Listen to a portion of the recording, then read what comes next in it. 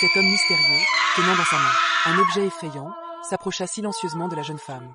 C'était en fait un énorme cafard terrifiant, qu'il introduisit lentement dans le tube relié à la gorge de la jeune femme. C'était vraiment effrayant, mais le cauchemar n'était pas terminé. L'homme couvrit brusquement la bouche de la jeune femme, pour empêcher le cafard de s'échapper.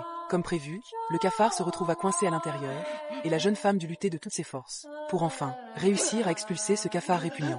Avant même qu'elle ait eu le temps de reprendre ses esprits, l'homme sortit de nulle part une seringue, remplie d'étranges granules. À voir la façon dont ces granules se tortillaient, on aurait dit des œufs d'araignée. L'homme fit signe à Sandy d'injecter le contenu de la seringue dans l'oreille de la femme. Pourquoi l'homme agissait-il ainsi?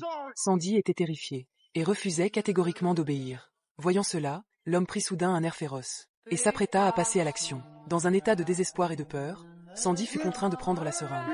L'homme souleva doucement les cheveux de la femme, et Sandy, serrant les dents, injecta lentement cette substance étrange dans l'oreille de la femme. Tout le monde était tellement effrayé qu'il n'osait plus respirer, vraiment terrifié. Après que l'homme eut claqué la porte, la vérité commença à se dévoiler peu à peu.